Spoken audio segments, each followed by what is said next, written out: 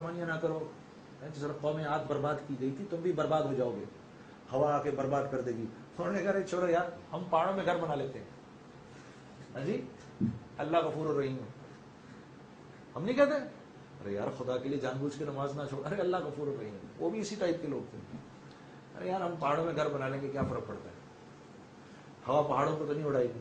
صالح علیہ السلام نے کہا تم کیا باتیں کرتے ہو، اتنے بے باک، اتنی جرت مت کرو اللہ کے سامنے، معافی مانگ لو، وہ تو بڑا کریم ہے. کچھ نہیں فرق پڑتا. تو انہوں نے ایک دن صالح علیہ السلام کو کہا اچھا اگر تیرا رب اتنا ہی قدرت رکھتا ہے، اتنی قدرت ہے تیرے رب کی میں اندر، تو ہم نے تو پہاڑوں میں گھر بنا دیا، اس کو بولیے سامنے والی چٹان میں سے کم از کم ایک اونٹنی ہی نکال دے اگر اتنا ہی زور ہے تیرے رب میں. تو صالح علیہ السلام اتنے شرمندہ ہوئے ان کی اس بات سے، اتنے دکھی ہوئے. جبرائیل علیہ السلام آئے، ایک روایت میں آتا ہے جبرائیل علیہ السلام آئے، کہا کہ اللہ کے رسول گھبرائیں مت، اللہ کو آپ کی قوم کے بارے میں اپنے کامل علم سے پتا تھا انہوں نے ایسے کرنا ہے. اللہ رب العزت نے آپ کی تقویت کے لیے اس چٹان کے اندر ایک اونٹنی کو کئی ہزار سال پہلے سے رکھا ہوا ہے، آپ دعا کریے، آپ دعا کریے تو اللہ پاک اسی چٹان میں سے اونٹنی کو نکالیں گے. انہوں نے ایک شرط کیا رکھی، حاملہ اونٹنی ہو اس کے اندر، وہ باہر آتے ہی بچہ دے. تو صالح علیہ السلام کو بڑی تقویت ہوئی، دکھ بھی ہوا کہ دیکھو میری قوم کیسے مانتی نہیں. یہی حال ہم پر بھی آیا، قربان جائیں صحابہ پر، یہی حال اس امت پر بھی آیا. ہاں قرآن کے اندر اللہ پاک نے فرمایا عجیب، وَإِن تُبْدُوا مَا فِي أَنفُسِكُمْ أَوْ تُخْفُوهُ يُحَاسِبْكُم بِهِ اللَّهُ. یہ حکم آیا صحابہ کے لیے، جو تم ظاہری بات کرتے ہو، زبان سے نکالتے ہو، اس پر تو حساب کتاب ہوگا ہی ہوگا. جو تمہارے دلوں میں خیال آتے ہیں نا، ان خیالات پر بھی ہم تمہارا مواخذہ کریں گے. تو صحابہ کرام پریشان ہو گئے، یا رسول اللہ دل پر کس کا زور ہے، دل پر تو کس کا زور نہیں، اس میں تو عجیب عجیب خیال آئیں گے. ہمارے پر بھی یہ حال آیا. تو صحابہ تو اللہ کے نبی صلی اللہ علیہ وسلم نے فرمایا تو تم کیا کہنا چاہتے ہو، جیسے موسیٰ کی قوم نے موسیٰ سے کہا کہ تو جا، تو مانو، تیرا رب مان، ہم سے نہیں ہوتا، تم یہ کہنا چاہتے ہو، تم یہ کہو سمعنا واطعنا غفرانک ربنا والیک المصیر. تم کہو یا اللہ تیرا حکم آیا، ہم نے سنا اور اب ہم اس کی اطاعت کے لیے تیار ہو گئے، غفرانک ربنا والیک المصیر، تو ہی ہمیں معاف کر سکتا ہے کیونکہ کل ہم نے تیرے ہی پاس آنا ہے. یہ بات اللہ کو اتنی اچھی لگی صحابہ کرام کی کہ اس کے فوراً بعد اگلی آیت کیا ہے، لا یکلف اللہ نفسا الا وسعها. پہلا جو حکم تھا اس کو اللہ نے ختم فرما دیا کہ نہیں ہم کسی سے ایسا کوئی حساب کتاب نہیں لیتے، ہم کسی سے ایسی کوئی وہ نہیں کرتے جو ان کے بس سے باہر کی بات ہو. جی منسوخ کر دی پچھلی بات اللہ پاک نے صحابہ کی اس اطاعت کی وجہ سے. تو ہر نبی کی یہ خواہش ہوتی ہے کہ ان کی قوم جو ہے وہ اس کے اندر یہ اطاعت کا مادہ ہو. صالح علیہ السلام نے دعا کی، وہ اونٹنی باہر آئی. اب وہ اونٹنی جو دودھ دیتی تھی وہ ایسا دودھ تھا کہ وہ جب اس کو لے جا کے شہر میں بیچتے تھے تو منہ مانگی قیمت پہ بیچتے تھے، اور 5 لاکھ کی بستی کو وہ اونٹنی کا دودھ پورا پڑتا تھا. لیکن بات یہ ہے کہ وہ اونٹنی ایک چلتی پھرتی دعوت تھی، وہ اونٹنی ایک چلتی پھرتی دعوت ہے. جو اللہ کے نبی کی زندگی اور اللہ کے نبی کی صورت اور آپ صلی اللہ علیہ وسلم کی سنت کو لے کر چلے گا، وہ ایک لفظ بھی نہ بولے، وہ چلتی پھرتی دعوت ہے. وہ ہر ایک کو برا لگے گا، ہر اس انسان کو برا لگے گا جو نبی کی زندگی پہ نہیں چل رہا. وہ ایک چلتی پھرتی دعوت ہے. ہاں وہ کیا ہے، چلتی پھرتی دعوت. حضرت ابوبکر صدیق اپنے گھر کے باہر دالان تھا، اس میں نماز پڑھا کرتے تھے، اونچی آواز میں. کفار نے کہا یہ آواز ہمارے بچوں کے کانوں میں جاتی ہے، وہ ان کو آگے دیکھنا شروع کر دیتے ہیں. رسول اللہ سے کہا ان کو منع کریں نہیں تو ہم ان کو ماریں گے.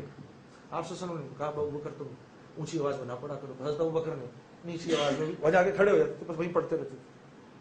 تو کہا نہیں ان کو اندر بھی بھیجیں، کیونکہ یہ جب باہر پڑھنے کے لیے آتے ہیں تو ہمارے بچے ان کو دیکھنے آ جاتے ہیں، تو دیکھ کر بھی ان پر اثر ہوتا ہے، تو ان کو بولو گھر کے اندر پڑھیں. تو نبی کی زندگی جو ہے نا، نبی کی زندگی وہ ایک دعوت ہے.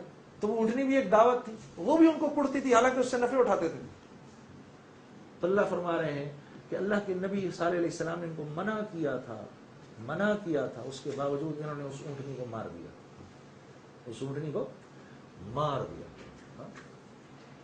فَكَذَّبُوهُ فَعَقَرُوهَا فَدَمْدَمَ عَلَيْهِمْ رَبُّهُمْ بِذَنبِهِمْ فَسَوَّاهَا وَلَا يَخَافُ عُقْبَاهَا. اس کے بعد اے میرے بندو، اے امت محمدیہ، اے میرے حبیب کی امت، انہوں نے قتل کر ڈالا اس اونٹنی کو. اس کے بعد جو ان پر عذاب آیا وہ ایسا عذاب تھا کہ ان میں سے کوئی ایک بھی نہ بچا. فَهَلْ تَرَى لَهُم مِّن بَاقِيَةٍ، کوئی ایک بھی بچا نہیں بچا. وَلَا يَخَافُ عُقْبَاهَا، ایسا کرنے میں تیرے رب کو کوئی خوف نہیں، کوئی تیرے رب سے کچھ نہیں پوچھ سکتا کیا کیا تیرے رب نے، کیا سیا کیا، کیا سفید. تو جی کا غلط استعمال اللہ فرما رہے ہیں تمہارے لیے تباہی ہے.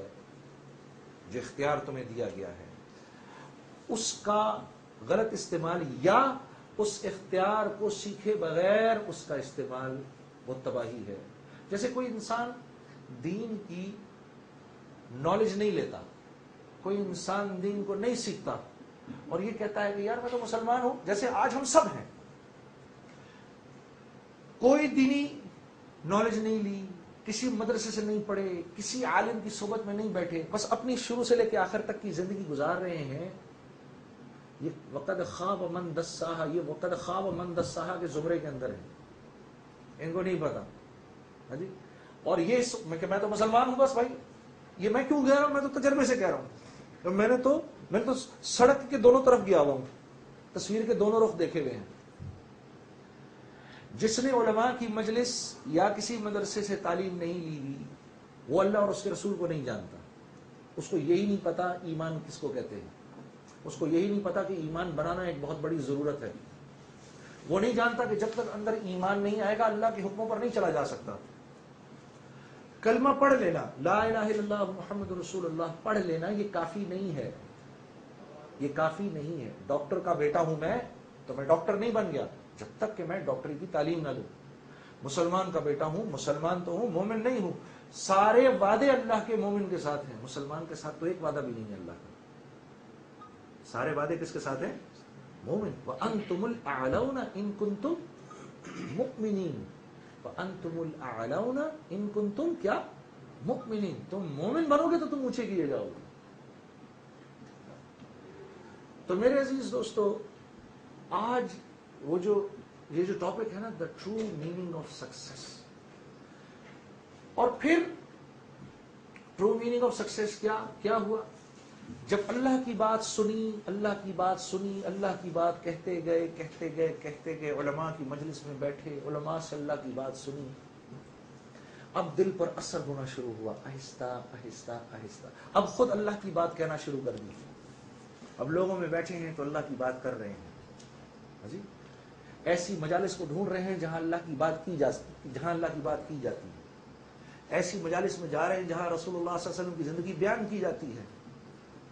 ایسی مجالس کے اندر جا رہے ہیں جہاں پر اخلاقیات سکھائے جاتے ہیں، اخلاقیات سیکھے جاتے ہیں. وہ سیکھ کے آتے ہیں، وہ ایسے نہیں آتے کہ میں مسلمان کا بیٹا ہوں تو مجھے وہ نبی کے اخلاق آتے ہیں. نہیں، وہ تو نہیں آئیں گے.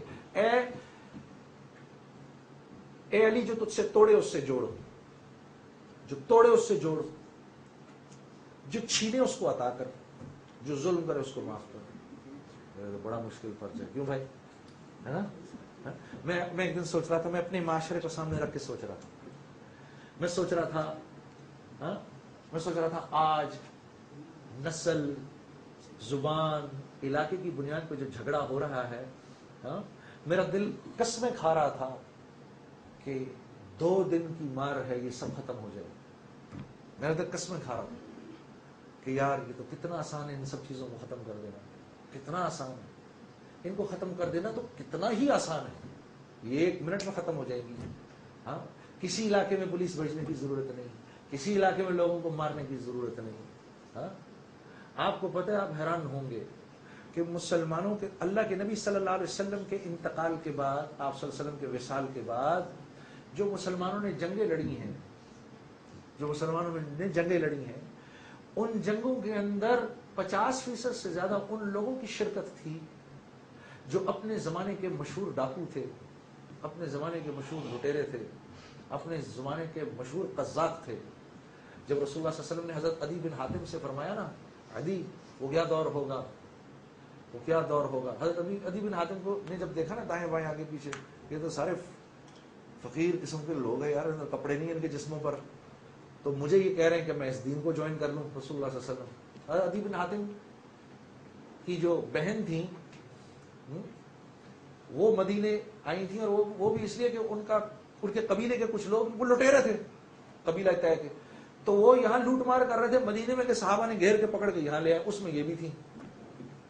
وہاں مسلمانوں کا جو حسن سلوک دیکھا اللہ کے نبی نے واپس بھیج دیا. وہ جا کر ادھر بتایا یہ حاتم تائی کی اولاد میں سے، کہ بھئی ہم اپنے دادے کے بارے میں بات کرتے ہیں نا، کچھ نہیں، وہاں پر ایک نبی ہے، اس کے جا کے اخلاق دیکھو، اس کی سخاوت دیکھو تو اپنے دادے کو بھول جاؤ گے. تو عدی بن حاتم یہ دیکھنے کے لیے پہنچے مدینہ کہ یار یہ ہمارے دادے کے اوپر کون آ گیا. تو وہاں آئے تو جب وہاں دیکھا سب کچھ تو کہا یہ کیا صرف فقرے سارے فقیر، میں سمجھانے کے لیے کہہ رہا ہوں، نہ کھانے کو نہ پینے کو نہ کپڑے پہ کپڑوں پہ بدن پہ کپڑے. تو اللہ کے نبی تو بھاگ گئے. اللہ کے نبی صلی اللہ علیہ وسلم نے فرمایا عدی تم ان لوگوں کو دیکھ کر کہہ رہے ہو نا وہ کیا وقت ہوگا جب مسلمانوں کا لشکر دمشق کی طرف جائے گا اور وہ جو مسلمانوں کا جو ہراول دستہ ہوگا اس دستے کے اندر جو علم ہوگا وہ تیرے ہاتھ میں ہوگا. تو حضرت عدی بن حاتم نے اپنا قصہ لکھا ہے، فرماتے ہیں مجھے یقین ہو گیا کہ لوگ جو ان کو مجنون کہتے ہیں ٹھیک کہتے ہیں، نعوذ باللہ. پھر فرمایا عدی وہ کیا وقت ہوگا کہ ایک عورت وہ چلے گی ادھر سے یمن سے زیورات سے لدی پھدی اور مدینے آئے گی اور وہاں ایک آدمی اس کو لوٹنے والا نہیں ہوگا. حضرت عدی بن حاتم کہتے ہیں میرے سے چپ نہیں رہا گیا تو میں نے ایک دم کہہ دیا تو کیا قبیلہ طے کے سارے مرد مر چکے ہوں گے؟ کہتے ہیں میرے منہ سے نکل گیا ایک دم بے ساختہ. پھر فرماتے ہیں عدی وہ کیا وقت ہوگا کہ چوراہے پر ایک آدمی زکات کا مال لے کر کھڑا ہوگا، آواز لگائے گا کوئی زکات لینے والا ہے اور ایک آدمی زکات لینے والا نہیں ہوگا. تو جب دمشق فتح ہو گیا حضرت عدی بن حاتم حضرت عمر رضی اللہ تعالیٰ عنہ کا دور تھا، اس میں مدینے آئے آنکھوں میں آنسو، اور امیر المومنین حضرت عمر رضی اللہ تعالیٰ عنہ کا ہاتھ پکڑ لیا اور کہا میرے نبی نے یہ بات کہی تھی مجھے، یقین کرو ہراول دستے میں ہی تھا، میرے ہاتھ میں تھا مسلمانوں کا علم. اچھا حضرت عمر نے پوچھا اچھا اور کیا کہا تھا؟ انہوں نے کہا یہ کہا تھا کہ وہ ایک عورت چلے گی. تو کہا آؤ عدی تمہیں اس عورت سے ملواتا ہوں. تو اس عورت سے بنانے لے گئے ان کو. تو اس عورت سے پوچھا حضرت عدی بن حاتم کے سامنے